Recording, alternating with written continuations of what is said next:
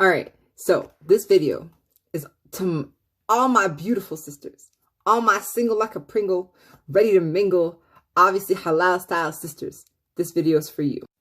All right, so this is a conversation I've had with my homegirls. I've had it with strangers. I mean, this is a topic that is everywhere, in groups, in YouTube comments, in Erting, honestly. And the biggest thing I want to address is, why is it in our Muslim community we have these incredibly high quality, high caliber Muslim females and they're single like a Pringle? Like, what's going on with that? You know, what is going on with that? So I'm going to tell you what's up. So the reason I believe is that we have these beautiful, incredibly amazing, high quality, high caliber sisters is because of the upbringing and the investments of their parents.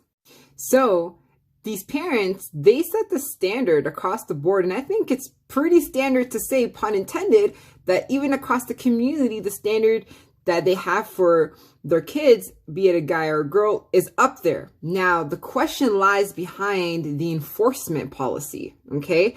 And I just find that the terms and conditions are a little bit looser when it comes to the guys than it does to the girls. And so what happens with all that pressure and all that enforcement policy over a period of time? You'll produce a diamond, and that's why we got all these diamond sisters. But what happens to the guys? What happens to the guys when they don't have that much pressure with the same time that the girls had over a period of time? Well, it doesn't produce a diamond. It's still a lump of coal. So now we have all these sisters who are frustrated because they're trying to look for the diamond husband because that's what they are. Diamonds, and they shine bright like it. But all they're seeing is a lump of coal. What's going on with that? And the struggle is for real. And this is the catch, okay? This is where we all of us, we all get emotionally and mentally catfished into these situations. I'll tell you what I'm going to talk about. So the situation I'm talking about is, this is the formula. The girl avoids men like the plague. You don't talk to them. You don't think about them. If I even sense as the parent that you're thinking about some guy, God forbid, وَالْعِيَادُ بِاللَّهِ, you catch even feelings, even worse, there is no amount of tawbah to absolve you from this grave mistake. So you might as well just start digging your grave. And because he's about to lie you right in it. Okay? So now you're supposed to be all this good girl, study the Quran, attend the masjid, do all the things that is expected of what is this good girl, right? Essentially, it's no longer a hijab, where basically we've donned a halo. We are now angels, okay? Okay, so follow me, okay? And just side note, okay? I'm not dissing that you shouldn't be studying the Quran and it's only for good people. That's not what it's for. That's not what I'm trying to say. Or I'm not saying that all these good things are not a good thing to do. I'm just saying the enforcement policy is just a lot harder and more stringent when it comes to females than it does with males, right? And so now it no longer becomes, like I said, it's no longer a hijab, it's a halo. Okay, you're basically supposed to be this perfect individual, right? You go to school, you might find somebody in school. If you do, you better let us know. Be engaged for 1,000,000 years. Of course, you have to graduate. And if you survive that 1,000,000-year long engagement, you'll get married. Now, very few go through that process and they check right through that. But not all sisters come out of that university with a ring on their finger. So now what happens to that girl? She did everything right? The rules and policies were enforced on her. The pressure was on her to do all of this.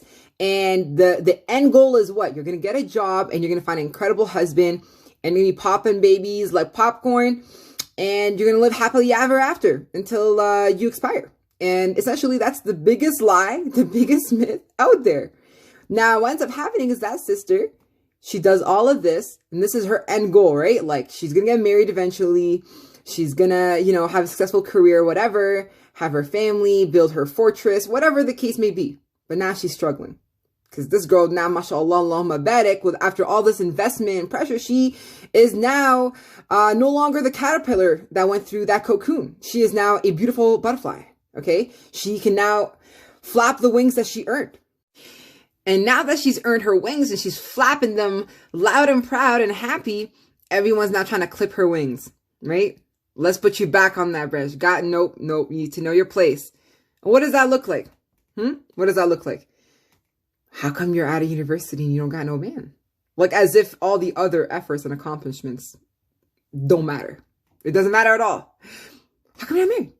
How come you're a beautiful girl, you have an education, you're hilarious, and you're still single? How? That doesn't even make any sense. Which, by the way, is not a very helpful comment because the person's like, I know, I'm still trying to figure it out because that's what I thought I signed up for. But I got catfished after all these decades of work. You know, it's stressful. Honestly, real talk, it's real stressful. The pressure's for real. So everyone's going to be telling her there's something wrong with you. You're probably not doing something right. Okay, your standards are too high. Now, this is the funny part, okay? The standards that you raised her on. That's the funny part. Now your standards are too high. Now you too picky. Oh, now I think you just put on a little bit of weight. No, now you're too skinny after you lose the weight. Maybe, you know what? You're too intimidating. Suddenly your assertion is mistaken for aggression. Your confidence for arrogance. Your financial security for... you think you're all that, you forgot where you came from. Just urting that they were told that was positive and instilled is now considered a negative quality. Okay. That's the most narcissistic thing I've ever heard in my life. Real talk. And the worst part about all of this is that we're actually endorsing this as a community. Okay. I mean, forget just society alone already doing it. As a Muslim community, we should be standing up against this form of injustice. And I don't see, quite frankly, that standard and that pressure being put on the guy. Because now what happens is on the flip side is that the guy, the parents are like, oh, you know, maybe he doesn't have this, but his heart is so good. Yo, you know what I mean? He may not have all his money together, but he's a good person. They don't tell you that he's a horrible slob, lazy, fitna causing, zina seeking, player playing, beard wearing, Mashafa, to be honest. As a matter of fact, even her heartbeat is no longer a heartbeat. You might as well just, you hear that? Yeah, that's actually your ovaries ticking. Yeah, exactly. It's just like, it's crazy. It's crazy, the standard. It's like now, even when she's good, you have to find a way to break her down and dismantle her. Okay? Everybody here, all these guys be asking for kholas of the world that can fight and mashallah stand their own. They want themselves a Khadija who's got her business tight, you know what I'm saying? And a Kim K body, you know? And homeboy, you know, the guy who's asking for all of this himself looks like Misha'afa, like Mr. Bean, bro. Mr. Bean, okay? And they just feel like, this funny part that they feel like they're deserving of all of this. And then when they actually get it, it's like, they're like, nah, you too much of this or too much of that. So I feel like they like the idea of it more so than the actual. And now here's the difference. Now you're dismantling this girl, not based off of facts. You're now basing it off of her intention, which no one has the ability to speak on one's intent. You know what I'm saying? So now you're saying, oh, you're thinking all of this. And so all these great qualities that you know, subhanAllah, her parents have instilled and, you know, worked hard to instill in her. Suddenly now, all of these great, amazing qualities, we're going to now misjudge those for something that it's not. And we're going to just base it off of the intention, aka my insecurities that I'm going to project on you because you're feeling some type of way. And that's one of the double standards that we have. It literally doesn't make any sense. Like, I swear to God, guys, like, this is just, it's beyond. It's beyond. I'm even trying to find a way to break this down. And I don't even feel like I'm doing the best job because it's so multifaceted. Okay, so now this is the other double standard I want to talk about. Now, mashallah, Allahumma barik, that diamond daughter, you know, the mom's going to look, of course, for her a diamond husband. What the hell? Like, she put all that investment for her to be ending up with a lump of coal? Not today. Not today. And here's the flip side to this. Her lump of a coal of a son, she's going to want to look for, of course, the diamond sister. And you know what? Because she's going to fix him. She is exactly what he needs. She is now the savior. Okay? And it's just what it is. But I don't know if somebody didn't give that mama a news flash. But if that boy ain't gonna change for God, he ain't gonna change for no one. And sure as heck, if he didn't change for you and you're his mom, yo, he ain't changing for that girl too. I'm just saying. All right, so let's delve into that. What's the logic behind that mama seeking a diamond girl wife for her lump coal son? I'll tell you. So the logic goes, well, I know my son's gonna basically destroy you, emotionally manipulate you, and spiritually, and just every form of whatever. But guess what? All that pressure, all that torture eventually is gonna make him into a diamond. You can get to fix him, because I couldn't do it. And obviously somehow I believe that you're going to be responsible for that. That's the expectation that isn't said, but is implied when you marry that lump coal son of hers. And of course, her way of making herself feel better about that decision is that, I mean, you can't turn a diamond back into a lump of coal. It can only go one way. So, I mean, the worst is just going to be a little bit of sprinkled coal on her diamond self. So now what happens when that family finds a diamond girl for that lump coal son of hers? All right, let me show you the flip side, how that girl is watching the situation. It's like she met him in the middle of the month, okay, when the moon is so beautiful and so full, okay? So round, so full, so beautiful, so amazing, okay?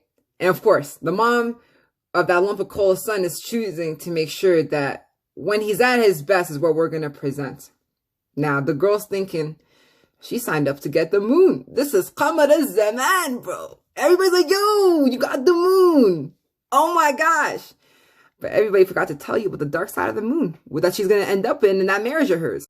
So now, to everybody, this girl married the moon. What she got is out of this world, quite frankly. And if she was to talk about the dark side of the moon, all that keeps saying is, girl, you got the moon. What are you talking about? But Miskina, this girl, for the rest of the month, she's living with a freaking crescent, okay? Not even the full moon itself. And a lot of these girls are, you know, emotionally and mentally catfished into staying into these relationships thinking like, yo, I see the full moon. I know what I signed up for. I know it's there. I'm not tripping. But she's just stuck with the freaking crescent is what she's stuck with. Okay, so now the issue is she knows what it looks like. She looks like she's got the moon. What she got is out of this world. You know what I mean? Not realizing that she's going to be living with a freaking crescent and on the dark side of it the whole time. Now, the struggle is she knows that that's what it looks like. It looks like she's got all of this going for her. So what does the community say? What does family say? Hey, now this is what you're going to do when you have everything. You think you think you're all that, you ungrateful person. That's how you shame them. That's how you guilt them. And then you start using Islam and hadith getting misquoted. Okay, Imam Shadid calls it a hustle hadith. You hustle somebody into doing something that they never signed up for. You know what I mean? They're like, the idea is that you're misquoting a hadith and the Quranic verse to further your own agenda.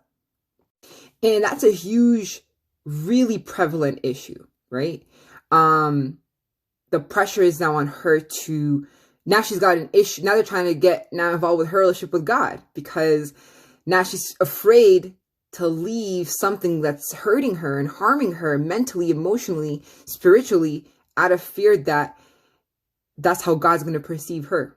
And that's honestly the most twisted, sickest thing ever. Okay. And it becomes harder for her to talk about it because if she says, no, this is what he's doing, this is what's going on, no one's not going to believe her. And if they do, like, well, you should have had higher standards. You should have, picked better. You should have known better, especially if she's got kids. Oh, you should have somehow known his intention. You should have somehow known. I mean, it's common freaking sense. And guys, I don't know about you guys, but for me, I can wrap my hijab around my head and I can't wrap my head around that. How is that even logical? How is the very thing that y'all, before she got married, dismantled her standards that you guys instilled in her, and now after she goes through a situation that was so deceptive, so deserving, the whole community, everybody's going to just sit there and be judgy, judgy Judy over here. And, just like say, you know what? just a cop-out statement. Like, it's your fault. You should have done better. Obviously, maybe you've lacked in something that made him do this. Like, no one's talking about accountability for this guy. No one's putting pressure on this guy. No one's enforcing, heck, the standard on this guy. You know what I mean? That he took a mithaqan ghalida, that he made a contract with God, not even a contract, a covenant, you know, and messed it up real bad.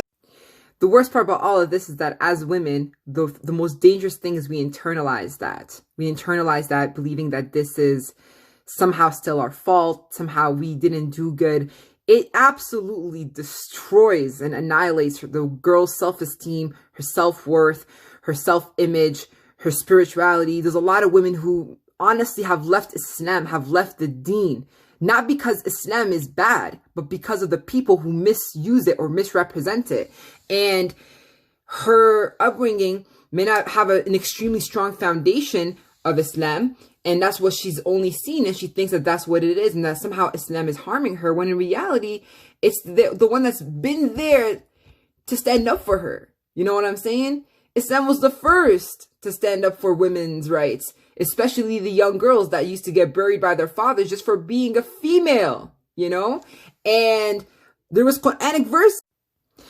Islam was the first to send down verses to stand up for these beautiful, innocent girls. Islam has incredible amount of rights to women. It's absolutely insane. You know what I mean? And subhanAllah, we are just doing a horrible job of properly representing that.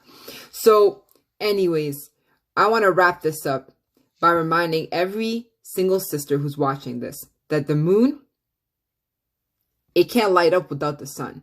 And no, girl, you're not no shine bright like a diamond star. No, no, no. Girl, you is the sun, okay? Stand firm, stand outer space, and you is hot, and everyone's revolving around you, but not in a narcissistic way, but in a way where those who revolve around you need you, and you provide, right? You provide sun ray, you provide vitamin D, you provide warmth. The sun is so giving, and guess what? The relationship with the moon would be so beautiful, to the point where it can even eclipse, okay? But I'm for real, like, we need to work on this. I can go on for days about this. Inshallah, my goal is to produce more videos talking about these types of things and just dismantling it, because it is ridiculous, the standards that are being put on our Muslim sisters. This level of unbelievable perfection is insane. It's absolutely insane. And I'm not saying there's not any quality guys out there. There's not other sisters who didn't have that perfect upbringing who still are quality sisters. I won't take from that either. But the issue is that the double standards don't make any sense. And we're just sitting here enforcing it, thinking it's normal. And we're just doing it. We're just doing it. But yeah, it can eclipse with the right moon. Okay. And that's the point, right? Is that, the moon, the sun, they revolve around each other, and that's just what it is, you know? And so we need to start doing better, okay? And we need to start dismantling these myths, these cultural traditions that are nowhere founded in Islam. As a matter of fact, Islam stood up for these women. It stood up against those who do the oppression. And we need to do a better job as a Muslim community to enforce that, because honestly, it's ridiculous. It is ridiculous. There's a lot more to say about this, but I'm going to leave it here for today. And inshallah, you'll be hearing from me a lot more. Take care. Assalamu alaikum.